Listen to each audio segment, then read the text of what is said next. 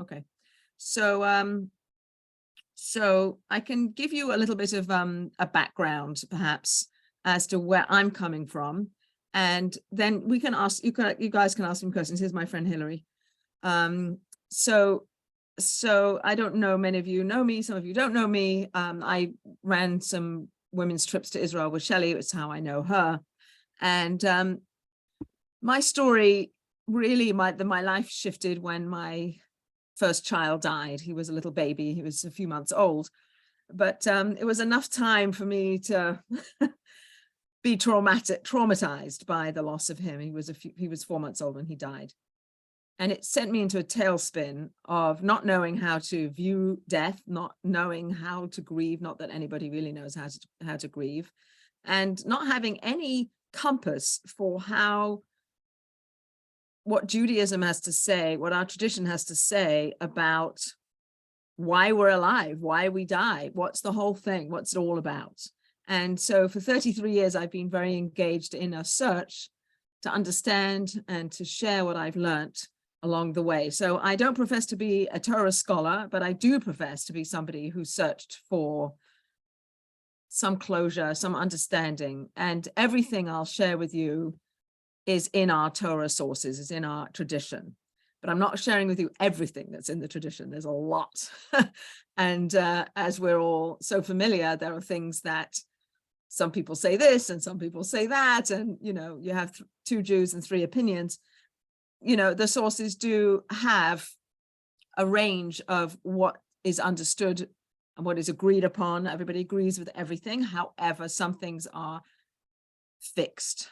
One of the biggest things that's fixed in our tradition, and I'm again coming from a traditional tradition, is that the soul, that we who are alive are a combination, a miraculous combination of a physical, organic, material body with a spiritual, holy, God-given soul that is energy, that is who you are.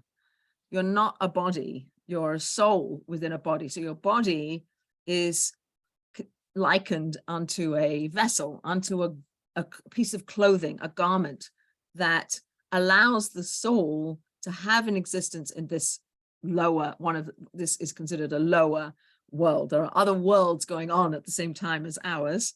We don't have the spiritual eyes to see it or perception to tap into it. But this world that we live in is a world where the soul can only journey in with a body.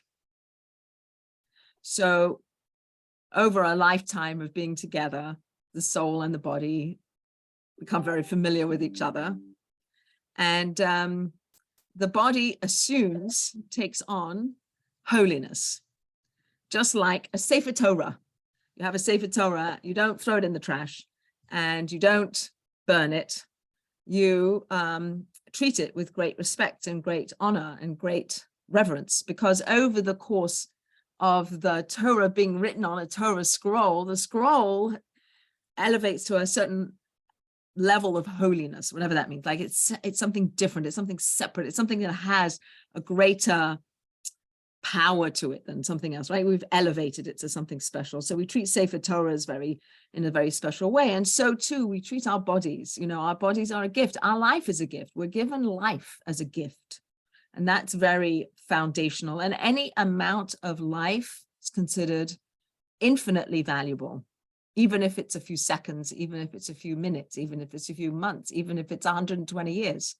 Every moment of life is considered by the Jewish tradition to be infinitely valuable. And one of the ways I've understood that is that it's hard for us because we live in a world.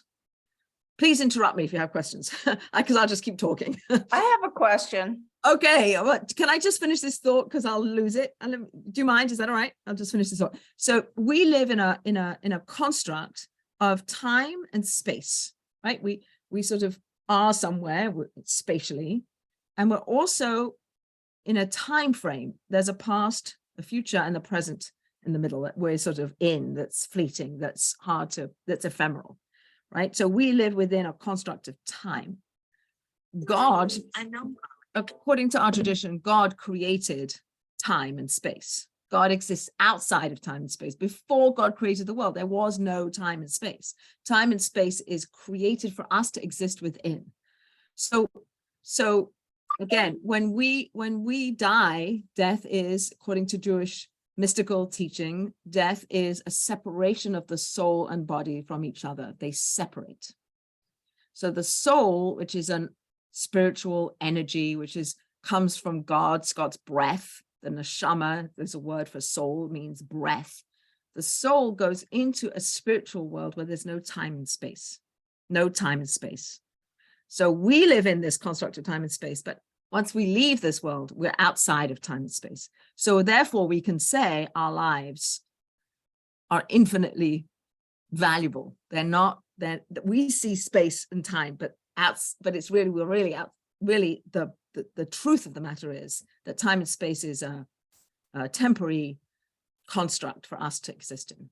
Okay, Nora.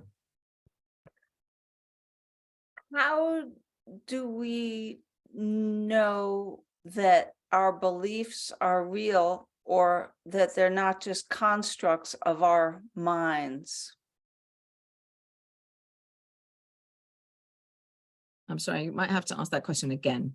Yeah, how do I know that what I believe is not just all in my mind? If I believe that, let's say believe a different faith, or let's say I believe in this faith, and I believe that this is going to happen when I die.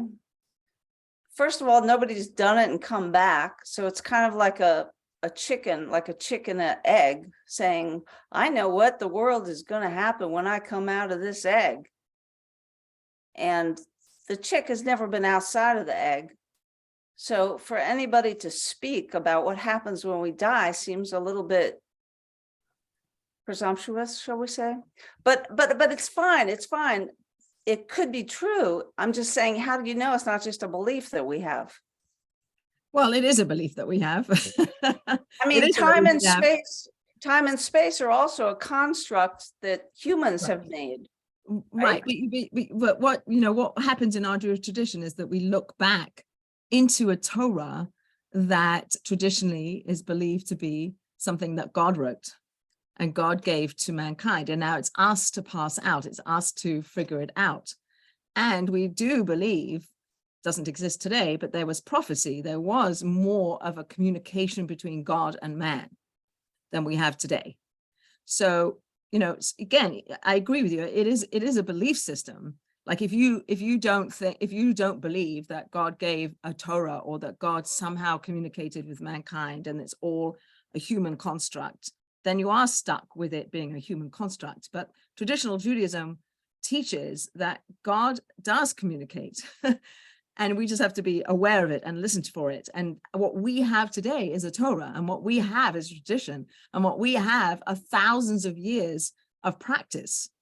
Now, in response to your declaration, perhaps, that nobody's died and come back is actually not true. And we do have many stories in the oral tradition of people who died and came back, and not the near-death experiences of today, but people who literally died and came back to life. So there is that in the tradition, just as by the way, and continuing on the near-death experiences that people have had in our modern day, much of what a near-death experience is described to be fits in perfectly with the Torah understanding of what happens when you die, right? So near-death experiences most often have a soul that looks down on its body and, sees warm light and feels some kind of love. And there's a lot of things that people have recounted, narratives of what they've experienced after they've died that are reinforced in our tradition, that we do believe. Like maybe I didn't mention it, but I'm very involved in preparing Jewish women for burial. And part of our understanding going into a room to take care of our fellow Jew is that the soul is very present and very aware, maybe not in the same way as being able to hear with ears or see with eyes, but there's some kind of knowledge that the soul has that we're there and we're taking care of their body. So is that a belief system? Yeah, I don't know. I can go into a room and I can tell you I can feel it. Do I really feel it? I don't know. Do you know that somebody loves you? Do you really know that somebody loves you? You feel it? I don't know. So some things are outside of our capacity to prove. And yet we have such a strong and many generational tradition that this is what I'm sharing with you. And the truth is, you can take it or leave it, and you know, but at least know what it is, know what the Jewish tradition has to say about these things. And to be honest with you, they're very comforting. You know, to think that the soul continues beyond life, beyond this life, right? We say there's death, but actually, if you think about it, death's a misnomer, because you don't end. You just transition. You go to a different realm of being. Your soul moves out of this world into a different world, into a world of souls, into a world of spirituality. And your body needs to go back into the ground from where it came, awaiting the time where there will be, again, traditional Judaism teaches unequivocally that there is a purification process that both of who we are go through, our soul goes through, our bodies go through, and then at the end of days, after the days of the Messiah, there will be a coming back together of that purified body and purified soul that will live forever and bask in divine light and divine goodness forever. What does that mean? I have no idea. I have a question. So all of the people who ever died, including the animals or not the animals? What's the question? You know, when the Messiah comes and we're all restored to our original bodies, or is that what happens, or we go just you're not going to rise up out of the grave like a zombie. It's not going to be like, you know, everything sort of just comes back the way it was. Again, my understanding from what I've read and learned and absorbed is that everything becomes more purified. So let's go back to the beginning of time when God created Adam and Eve. So again, traditional Judaism takes that literally. There was a literal place called the Garden of Eden, and God created Adam from the ground, blew into Adam a soul, and then from the side of Adam created Eve. They ate from the tree of knowledge of good and evil. Perhaps you all know the story. And because they ate from this tree of knowledge of good and evil, the consequence of that is that they could no longer live in the Garden of Eden. They had to leave. So they move out of that space, and they became embarrassed and aware that they were physical beings, leading us to assume that they weren't embarrassed while they were in the Garden of Eden. And the mystical tradition, the Kabbalistic tradition, teaches us that in the Garden of Eden, Adam and Eve were mostly soul with a bit of body. And after they were exiled from the garden, they became more body, and the soul was driven inside, which is who we are.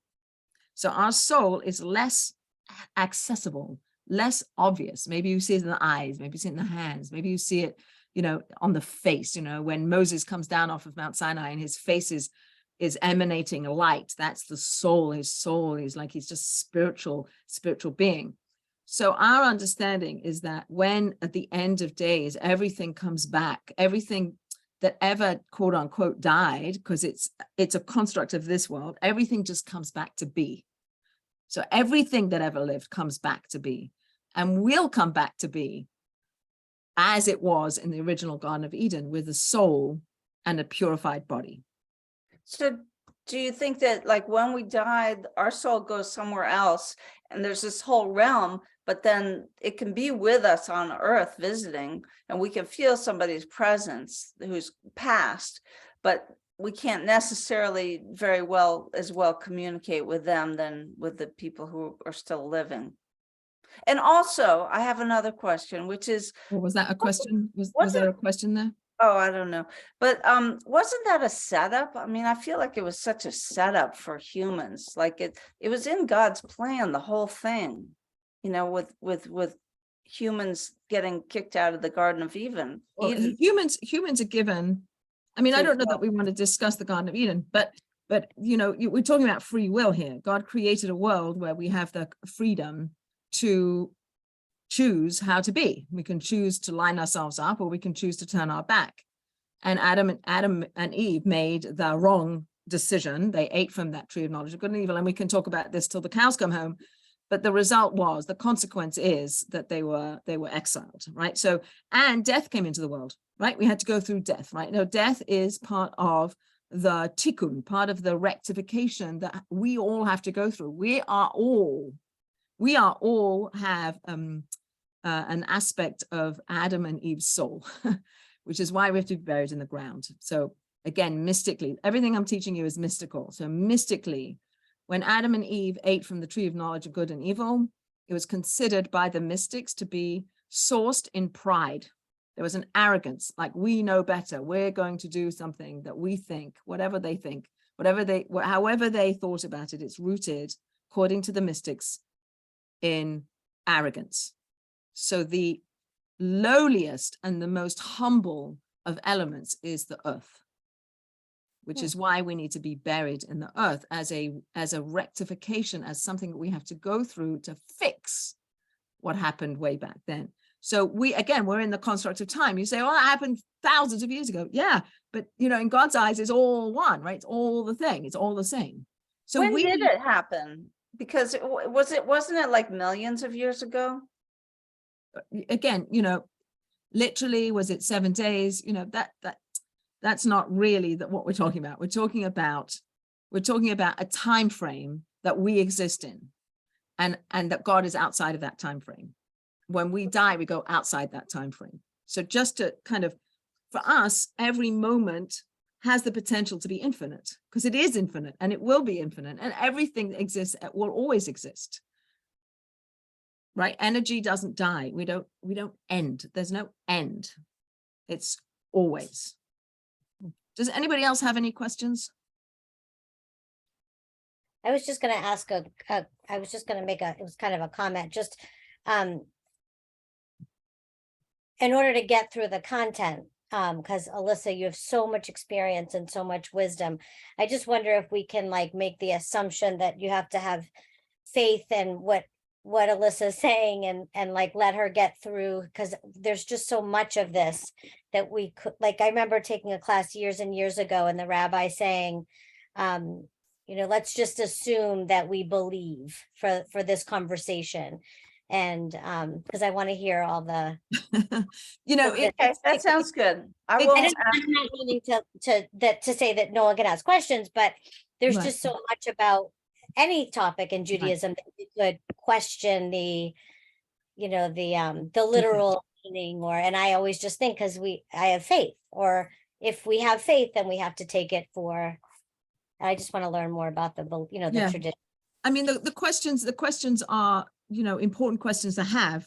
It's just like how divergent, how far is that going to take us off this? If this topic is about, the body and the soul and the journey of the soul. So when we're born, there's a soul. There are souls waiting to be born, waiting to come into this world.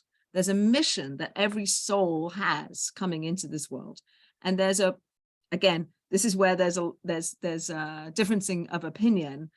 I'm going to present one opinion, that we are given a certain amount of time. And my baby got 4 months, and somebody else, your young man in your community, got 20 years, and my mother died at 56. And, so there's a prescribed amount of time that the soul gets to live in the world. That's one opinion, not the only opinion, right? So there's other opinions on that, but I'm just giving you one.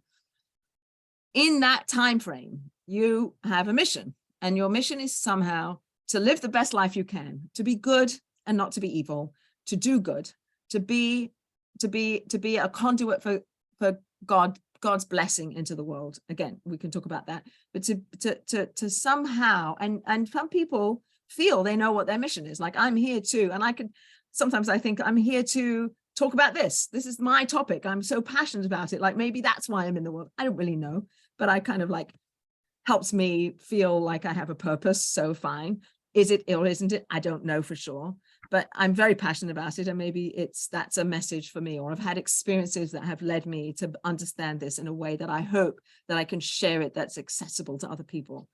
So each one of us is given a certain amount of time. And in that time, your soul has a certain mission to accomplish. There's a mystical teaching, a medrash, that says that when you're in utero, when you're in your mother's belly, perhaps you've heard this, there's an angel that comes and teaches you all of the Torah, teaches you everything you need to know for your life. And also, actually, before you're even placed into that fetus, you choose where you want to go. You, the soul, gets a choice. That's another mystical teaching. They're like, oh, I want to be in that body with those parents in that place, and da. Because a lot of stuff is out of our control, right? We don't choose our parents, and we don't choose where we're born, and there's a lot of stuff that's out of our control. But what is in our control is how we think and how we behave. That's in our control. And so we have a mission. We have a life mission. And if our life mission, we've completed our life mission. Again, I have no idea how to evaluate this, but I believe that my baby, 4-month-old baby, finished his mission. I don't know, makes sense to me, according to what I've learned. And so his soul was ready to move on. It finished its world here. It touched down. It did what it needed to do. Maybe there are some actual teachings that I'll share with you, which perhaps illustrate this teaching, that young babies that die nowadays and that are buried, according to traditional Jewish burial, are souls of Holocaust survivors who were cremated, and they didn't get a kosher burial. So they're coming back. It's just to illustrate this idea of reincarnation, Gilgul, the idea that a soul comes back to finish something it didn't complete. Those souls that were cremated, perhaps, not saying it's for sure, I don't know 100%, nobody knows 100%, you're right, Nora, and people don't know 100%, but this is a theory that is being floated by many people in the Jewish world, and it kind of fits into this kind of idea that they come back, and that what this soul needs, amongst other things, is a kosher burial. Is it do I know it for sure? Of course not, I don't know for sure, but it's very comforting for me to think that my baby that lasted 4 months, and we gave him a kosher burial, he had a bris, he ate kosher food, I don't know, whatever it was that soul needed to finish its whole purpose of being in this lower world was finished, and then it went up into higher worlds. And they say that these rarefied pure souls go and they sit under the heavenly throne. And again, we have no idea what a heavenly throne is, but it's some very close to God kind of existence where there's light and love and connection to the divine that will all end up having a seat in that place, whatever that means. So our souls come into the world for a purpose. And when we're finished with our lives, or we've finished our purpose, or we've lived our allotted years, then it's time to move on. And there are aspects of our souls that will finish their purpose for being here, and they'll stay in the spiritual realms. And there are parts of our souls that didn't finish and will come back, which is why the Jewish people are known to be 600,000 root souls that were at Mount Sinai when the Torah was given. And we are all parts of those souls. All the Jewish people today are parts of those souls. So again, souls aren't an entity. It doesn't have a finite structure to it. It doesn't have a body, like it's a soul, it's an energy. So souls can come back, parts of souls can come back. But this combination of who you all are, who we all are today, this soul with this body will never happen again. So, got to really on some level realize how special we all are. We all have something each one of us is here to do. And only we can do it. Only this body and soul combination can do whatever it is that we're here to do. And maybe, yes, please. What's your name? Did you say, I'm Debbie. Nice to meet you. Nice to meet you. Did you say that the souls come back? Yes. So if the soul of my friend's son that died, his soul will come back, it will come back in another body? It could come. I'm not saying for sure. So what I want to clarify that again, this soul and body combination will never happen again. So your friend's son who died, his soul moved into the spiritual world. If there were aspects of the soul that needed to do more work in this world, then Mhm. that part of the soul can come back. Yes. Oh, interesting. So none of us, this is reincarnation, right? So this is the Jewish term for reincarnation is Gilgulim. It's a cycling. The souls come back. There's no new souls being created. We are all old souls. All of us are old souls, parts of souls, not like a whole soul that came back, like its whole soul. It's like bits of souls. I don't even know how to describe it. I don't even know that I know 100%, but that's the idea, that there's parts of souls that we house a part of a soul that was here before, which is why you might like have a flashback about something. A friend of mine, Saria Rigler, wrote a book about I think the book's called Being Here Before. And it's people who have flashbacks, recollections of being in the Holocaust, or being in running away from Nazis. I don't know, like a lot of stories. And there were random people, like this guy in Wales who'd never met a Jewish person before was having real flashbacks about things that he would have no idea about. How's that possible? Right. So there's a lot of these anecdotal stories that point to this and say, yeah, no, shine a light on it. Like this is real. So yeah, we're all old souls. We're all coming back. And your friends, every soul who passes away. So dying is a separation of the soul from the body. So the body becomes soulless. The body is holy. The body has assumed some amount of holiness during its course of its life. So we treat it very respectfully and very lovingly, with great dignity and with great honor.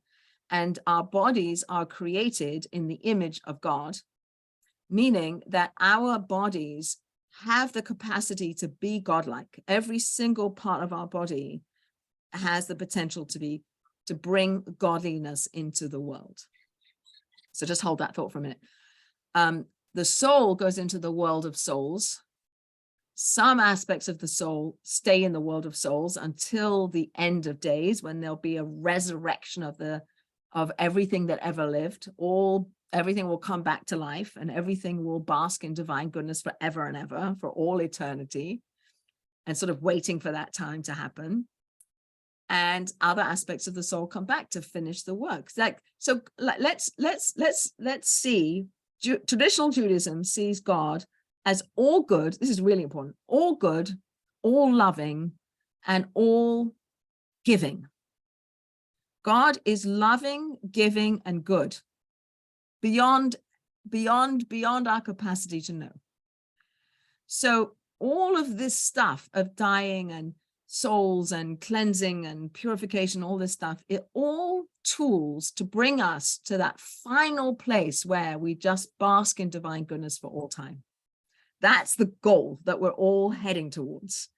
And at the same time, we live behind the tapestry. I love the metaphor, the tapestry. We live in a place with knots and cut off strings and messiness and dirtiness and pain and suffering and But the other side of that, when we get to the other side of that, it's beautiful.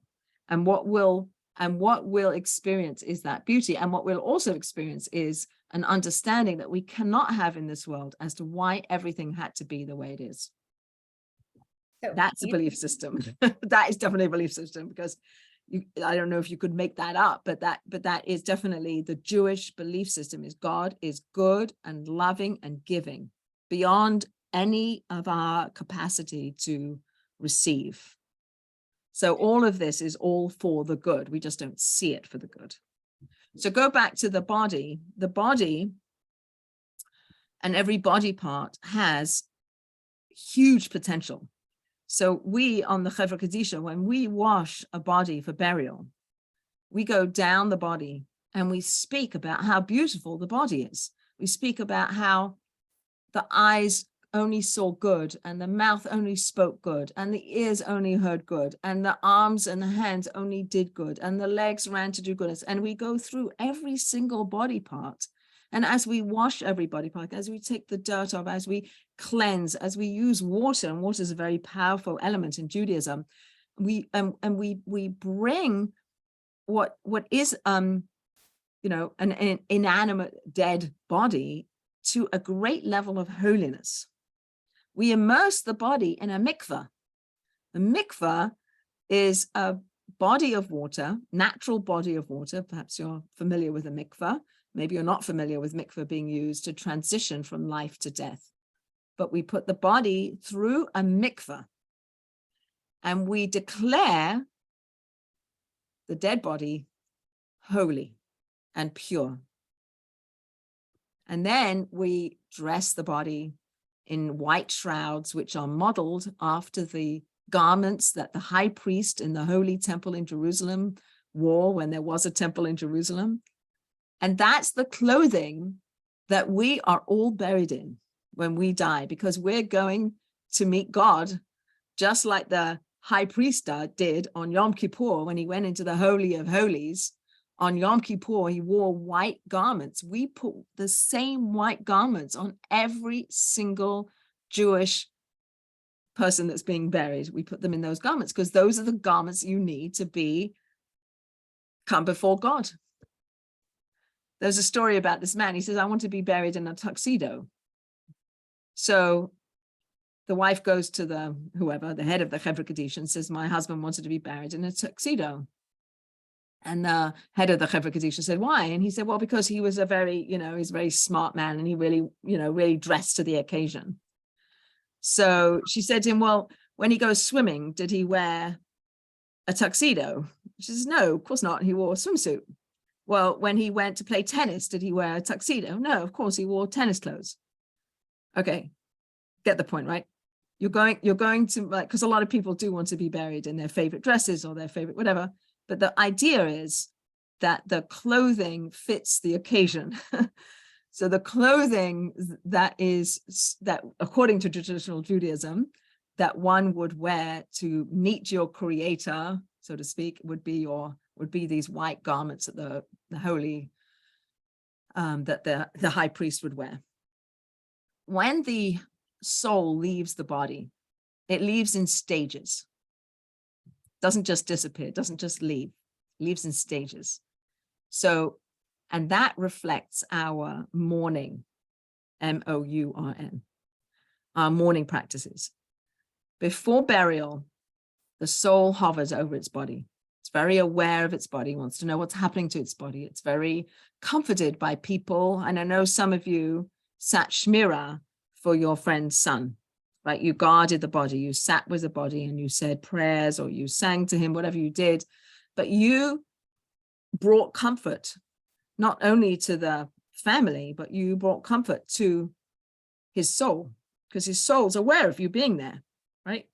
The soul's there, the whole somehow, without ears and eyes and nose and whatever, they have the capacity to know you're there. So again, how do we know that? It's in our tradition, and near-death experiences will collaborate that the souls do have an understanding of what's happening to their bodies. They're brought back to life. So we have this idea that the soul is hovering over its body, which is one of the reasons why we bury people right away. We want them buried right away, because the soul is waiting, like anxious to get moving. All right, I'm done with my life. Actually, there's a really interesting paradoxical reality. When a baby's born, we're all like, Mazel Tov, yay, hooray, very happy. The living are very happy when a baby's born, right? And the soul was very happy in the world of souls. The soul's not so happy to come into this world. The soul doesn't really want to be against our will, we're born, right? The soul, according to the mystical tradition, is happy in the world of souls, doesn't really want to come into this life. So you have the soul kind of crying and the people rejoicing. Now at the other end, flip it around. People are crying and the soul is rejoicing. The soul's happy to go back into that world. And not that we want to, obviously, we don't, the soul's in this life and has a mission and has things to do and wants to do it. But at the point where that life is finished and that soul moves on, then the soul is released and goes and is wanting to move on, is ready to go up, which is why we bury people as quickly as possible. We also close the eyes of the deceased. Hold on, I just have to plug my computer in. We also close the eyes of the deceased. And two reasons I'll give you. There are many more, obviously. I'm not giving you the whole thing. A couple of reasons why we close the eyes. One is that, again, the eyes aren't useful anymore. We're not seeing with our eyes. We close the eyes so that the soul is free to look towards the next world, to look towards the spiritual world. I don't really understand the mechanism. That's one of the reasons why we shut the eyes. The other reason is because our eyes are one of the orifices through which our soul emanates. Our soul somehow shoots light out through the eyes. And when a person has no longer a soul inside of them, the eyes, you close the eyes to acknowledge that the soul's not there and there's no light coming through the eyes anymore. So close the eyes. I find myself it's the first thing I do whenever I walk in to take care of somebody who's passed away. The first thing I do is make sure their eyes are shut. I don't know, it feels very literal to me, like make sure that they're seeing the next world, that like is a kindness that we, the living, do by shutting the eyes of the dead. And an acknowledgement that their soul is no longer shining. And we do have an idea that the body becomes a little bit like a vacuum, like a little bit like an empty vessel. It's empty, the soul's gone.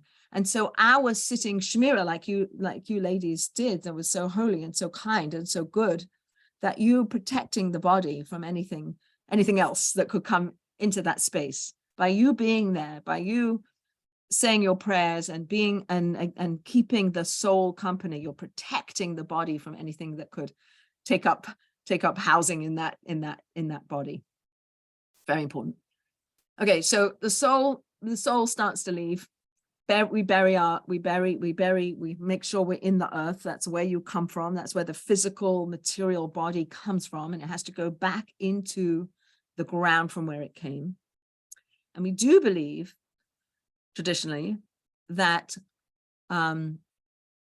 that there are aspects of the soul that always stay near the grave, which is why we have a tradition to visit graves. We have a tradition to visit graves. Many people visit their parents' grave, perhaps around the high holidays. Many people have a tradition, certainly within the Orthodox tradition, to go to the graves of the holy people, to go to Abraham, Isaac, and Jacob, and Sarah, Rivka, Rachel, and Leah, to go to the graves of Rabbi Nachman in Ukraine, or to go to the Rebbe in New York, in Crown Heights, where he's buried. The hell there people go. And you think, well, what's that about? It's because there's a belief that the lower aspects of the soul are still there. You're not praying. People are not praying to the dead person. What they're doing, two ways of understanding what's happening at a grave. One is, I'm giving a lot of information, I'm sorry. One is that in the merit of this very holy person, please God, fill in the blank, could this please happen? Or, please, very holy person, bring my prayers up to God and bring them, like somehow be my advocate, be my emissary, be my shaliach, be the person to bring, because you in the spiritual world are closer to God than I can ever be in this physical world, to bring my prayer up. So that's what's going on. So if somebody wants to ask me a question, it's hard for me to read. Perhaps just unmute yourself and ask the question. I was just back when you were talking about the Chevra Kadisha. Is there a certain amount of a number of women that need to participate in the ceremony? Is there a specific number, or is it just, if there's 3 people, it's 3 people? I would say ideally 4 people.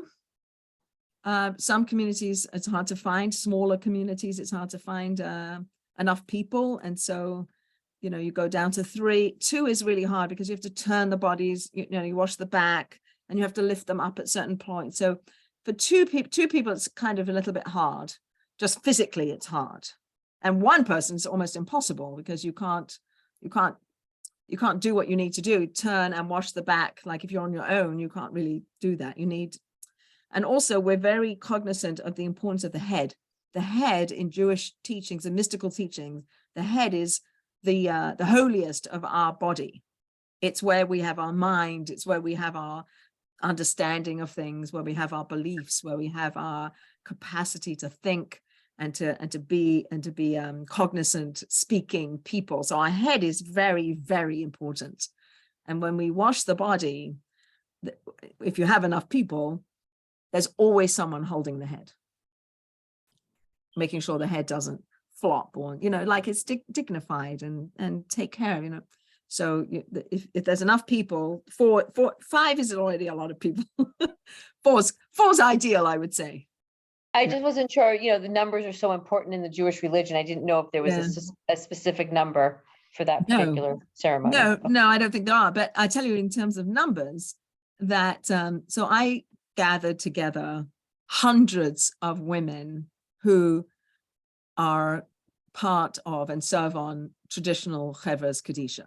So we have women in this community who live everywhere: South Africa, Australia, Venice, Stockholm, Israel, England, all over the United States and Canada. It's fascinating.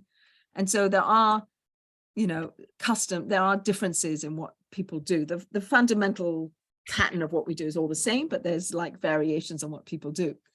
One of the things that seems to be ubiquitous, if that's the right word, is that there are certain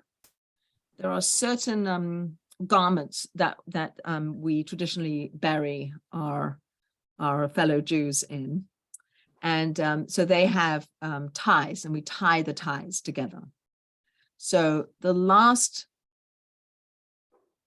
piece of garment that a person is buried with is a gartel, is a belt.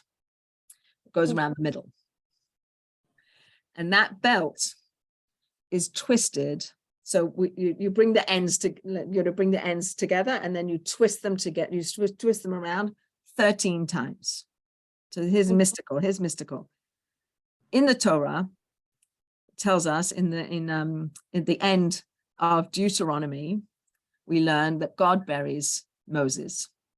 And it says that God buries Moses in the valley. And the word for valley is Gai. It's two letters, two Hebrew letters, a gimel and a yud. And every Hebrew letter has a number equivalent. So if you take the gimel and the yud, they add up to, gimel is the third letter and yud is the 10th letter. So they add up to 13. So our twisting the gartel 13 times is a Kabbalistic something linking our desire and our prayer that God will bring this lady in our care to the same high holy place that Moses reached. And Moses was like no other man, right? Like no one was like Moses. So when every single person we dress, we have that prayer and that desire and this 13 twist to bring this person to that place. I don't know. To me, it's like every time we do it, it's like, oh my gosh, this is like crazy what we're doing. It's like amazing. But it's so tangible. Like we, the living, get to do this stuff. You know, you get to go sit shmirah for your friend, and you can think, oh, it's such a bother, and I really want to go. And I'm sure you didn't feel that way because this was like huge. But sometimes a little old lady, whatever, 100 years old, you know, it's huge. It's huge what we do. Everything we do is huge. And I think, you know, sometimes around the death and around understanding these things, like we shy away from it. But actually, we can achieve so much by doing not very much. Like just twisting that 13 times and having this prayer and having this intention is like really big. So we become the physical partners with God to do things, to visit the sick, to bury the dead, to celebrate weddings, to, you know, fill in the blank, you know, make someone happy, to give someone food. You know, they say you know, this housewife or this mother who was like, oh, it's so mundane. My life is so mundane. And the husband comes home, or whoever comes home, and says, do you know, like, you are feeding the hungry, you're clothing the naked, you know, you're washing the dirty, you know, like holy. So, you know, it's a way of understanding that our physical bodies are vessels for us to do spiritual work. So the physical work has a spiritual manifestation. Okay. So I have a question. Please. So I was always taught like your soul comes back like to do more like correction. But are you saying possibly it also comes back because that person may have not fulfilled their mission, should you say, or It's the what they same were thing. I think it's the prompted? same thing you're saying, no? What's the difference? Yeah, I guess for me, I always thought it was like do the mitzvahs, do the right thing kind of thing. And then you need to come back, and sometimes you can come back. This is true, like in animal form, even in in Israel, there's lots of cats. And I remember when I went on that Israel mission, they kind of made a reference to that. That could be someone's soul. I don't know. I don't think we have such a strong tradition that souls come back into animals. I mean, it is there, but I think in general, personally, I think I resonate better with Right. come back into another iteration of a. And is there a certain amount of, I mean, this is a certain amount of time that your soul can come back? Or like once your soul comes back, it's almost like a new soul, yet it's your old one Not a too. new soul, it's an old soul. An We're old all old souls and we're all coming back. How many times can they come back? There's a lot of argument about that, a lot of discussion. I have no idea, beyond my pay grade.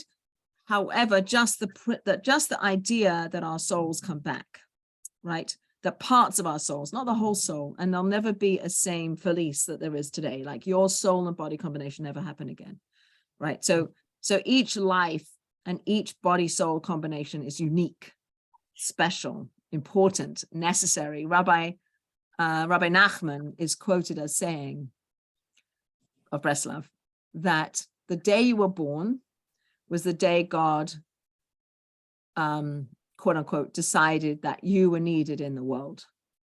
And the day you die is the day you're not needed in the world. Like you've done your work, you've lived out your allotted time, or you've finished your rectification, or you've done what you've done, and that's your allotted time. So I used to think, oh, my son would be this old, or he would be this old, or he would be, like it's so easy to go there. And then at some point I flipped and it was like, no, he wasn't supposed to live more than that. That was his time. That was, okay, grief and loss and separation and all the pain of our grief is a different, there's two different things we're talking about, right? So what's happening to the soul is one thing, but how we feel about it is another thing. Right, because we have a human experience and we have emotions, and it's natural, even though it's a beautiful thing that if someone, God forbid, dies and has died, that they die, but that their soul goes to a different place.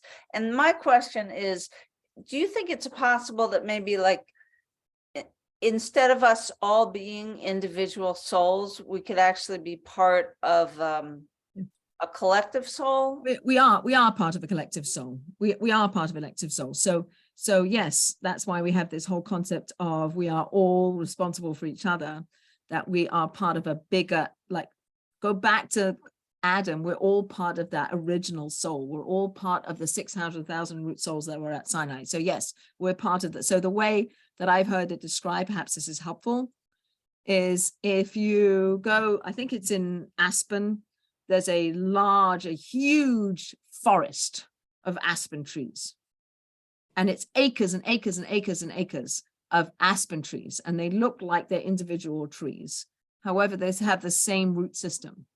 So it's considered the biggest living organism in the world is this forest of aspen trees. I don't know if it's true or not. However, that's a good metaphor or kind of an understanding to understand that, yeah, we have these souls, but they're all sourced, but they're all sourced from God. God's blowing this soul into us. Every second of every day that we're alive, God is blowing that soul into us.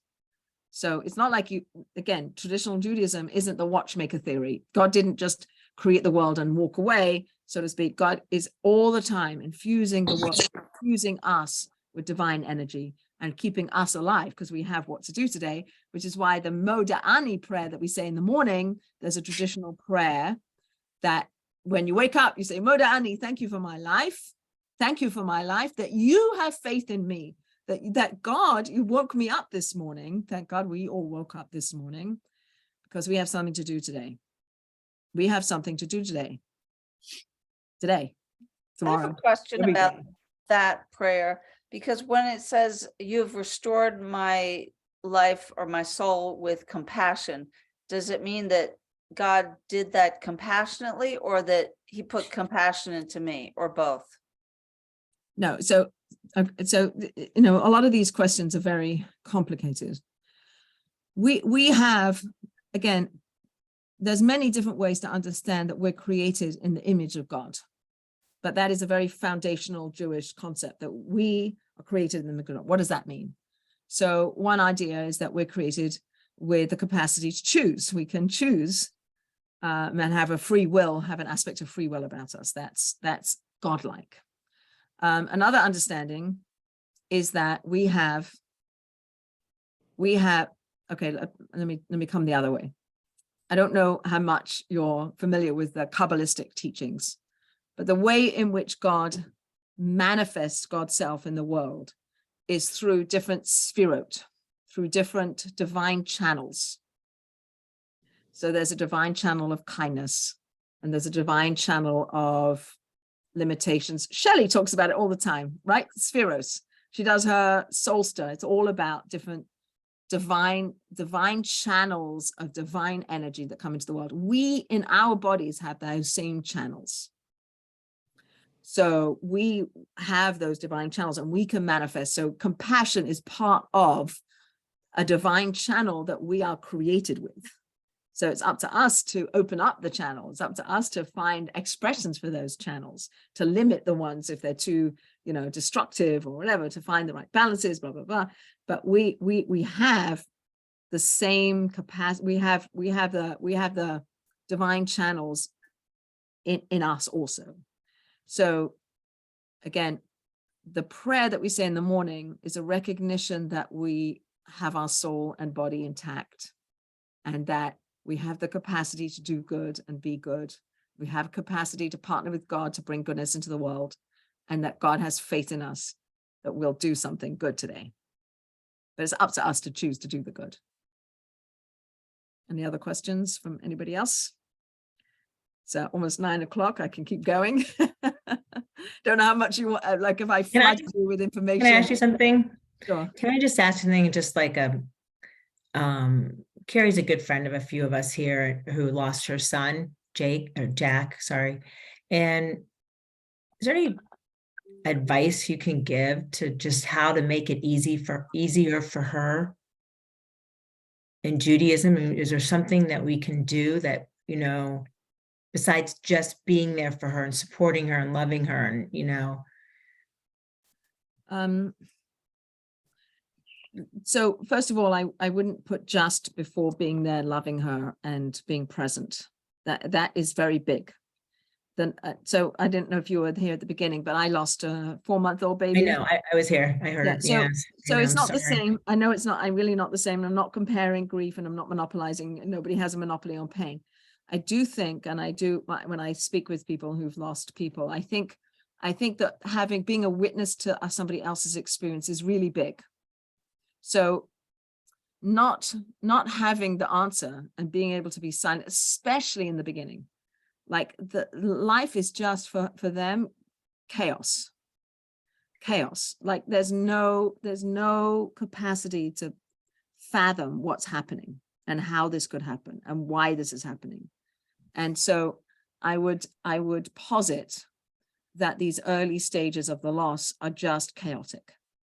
And really, all you can do, that you can't pontificate and tell them, there's nothing, they can't hear anything other than feel the presence of all of you who love her, love them, and want to be there. And then like give space, you know, like I'm here, I don't know. But, you know, it's not like, well, how are you feeling today? Like, that's not a good question, right? It's not about how you're feeling today.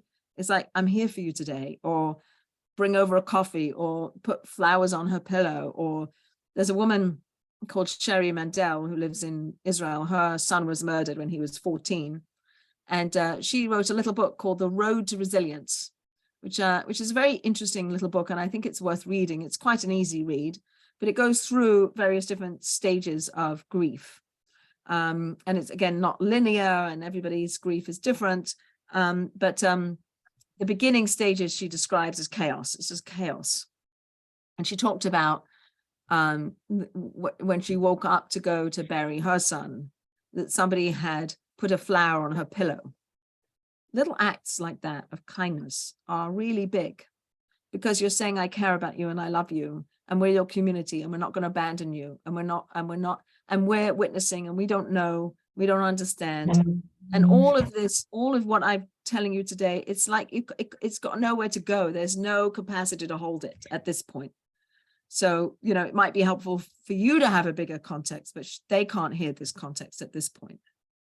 So somewhere down the line, you know, and then there's how do I keep living? How do I get up in the morning? How do I function? How do I know how to be in the world without my child in it? How do I, you know, it's a long journey. And I think the role of friends is huge, mamash huge. To not, like, people avoided me, people, you know, cross the road when I walk down the street, because you just exude pain. You're just on edge all the time. And but don't avoid it if you can. Don't avoid it, and don't fill the spaces with chatter. You know, it's almost like when you walk into a shiva house, like how to be in a shiva house. You know, you go into shiva houses and people are, you know, it's like sometimes feels like a cocktail party, or you go into a shiva house and just sit with the mourners and just be with them, just be present, just don't know, don't have answers, just be with them. And that's really, really big, because we don't want to feel alone. People who grieve mostly don't want to be alone. Thank you. Yeah, and they will cry, and you can't, it's not like you have the magic, you know, answer to how to fix it. You're not going to be able to fix it. No. Sadly, it's not. It's a journey. It's really a journey, and life will never be the same. There's a really interesting article a woman wrote who's psychiatrist, and her 9-year-old was killed on a crosswalk in New York, and she coined a new term called attachment grief, which is grief that never ends, because you're always attached to that person. You're always in relationship to that person, and you don't go back to how you were before. You have to somehow learn how to live with the loss and with the whole. And I think one of the things that Judaism really does do well is memorialize people. You know, we have Kaddish, we have yahrzeits, we have ways to celebrate life by being good in the world, right? The foundations and the charities and all of these things that come out of people's trauma, you know, Mothers Against Drunk Driving and the gun things, because people's children have been shot and blah, blah, blah. You know, so many people have taken their trauma and created good in the world. That's, I believe, is the Jewish way, if we can do it. And not everybody can do it. Not everybody's got that strength to do it. I mean, I have my friend, I've written a book. I'm trying to figure out what to do with it, but a 24-year-old daughter of a friend of mine was killed in a car accident.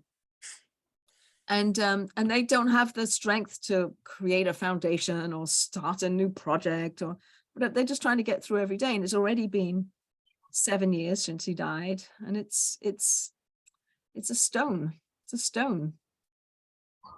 And I would say, don't avoid talking about Jack. Talk about him. Use his name. Say, oh, you know, Jack would like that. Or the worst thing is to avoid talking about Jack. Like somehow you're going to bring it up, she's not thinking about it. You know, one of my children drew a picture of this 24-year-old girl, like a few years later, and he said to me, shall I show it to the mother? I don't really want to upset her. I said, you know what, you've got to show it to her. Right? That's kindness, is not forgetting, right? We don't forget. We're people who remember. So let's remember people and talk about people, and don't change the subject, you know, because she might want to talk about him, remember him, or she might not, you know, I don't know, take her lead. I mean, that's certainly in the early days, let them take the lead a little bit, but I would definitely speak about him. Thank you. Yeah. So I don't know, how long do your classes normally go? They go 3 hours. They usually go till midnight or 10, 11 o'clock. Nora. Sounds awesome. All right, so let's see. I don't know. I don't. I feel like I've just swamped you with a lot of information, but maybe it's not new to you. Maybe it's stuff you already had before. I don't No, know. it's wonderful. It was Wonderful, very thank you. informative and I beautiful. have a Annie quick asked a question. Annie has a I have- question. I have a quick question. Just, I heard you mention the man that you said who wasn't even Jewish, who had the feelings of being a Holocaust, in the Holocaust, that, so does this soul you're talking about go to non-Jewish people also? Yes, so Yes, so it's all humanity has yeah. these souls. Again, I out of my pay grade. Okay, I was just surprised by that. That was, I thought it was, Right. Well, yeah. No, I mean, I don't know enough about that. I Okay. don't know what all. thank you so much. But I guess the take homes are, we don't die, we continue, the soul continues, we call it the bridge of life. We come from somewhere, we're going somewhere. And this little bridge that we're on is precarious and is fraught and is a learning and a growth and an opportunity to perfect ourselves and to do the best we can and be the best people we can. That's this bridge of life. And then when we die, the soul goes back into the world of souls and our body goes back into the ground until the time when it all come back. Everything that ever is, was, and will be, will all come back. So a way to understand that would be if you're standing on a train platform and the train's going by and there's a caboose and another caboose and another caboose and another caboose, and you're just standing there. And it's just like, this is like one day, another day, another day, another day. But if you stand on the mountain and look down, you see the whole train. Right? So God's above the whole thing, seeing the whole thing. We're in this little, like, okay, I can only see this caboose. That's our perspective. But when we're released from that, we can see the whole thing and it'll all come clear to us. So I don't know. Again, I find these things very comforting because it makes me feel like, again, there is a huge, much bigger picture going on than I can ever be privy to. And again, as much as it's all good and it's all going to declare good, the fact is it's hard. Life is hard and life is a struggle and life is painful, and death, and especially death of young people, is like huge, because we love so much and we love each other so much. And when people die, we don't know what to do with our grief. And I don't know why it's this the way it is, but it is. And, Yeah, I've heard grief is love that doesn't know where to go or something. I just want you to know that in the chat, because you said you might not read it, but Felice said, thank you kindly. Gail said, I have to jump, and she gave you a heart. And Sue said, thank you very much for teaching tonight.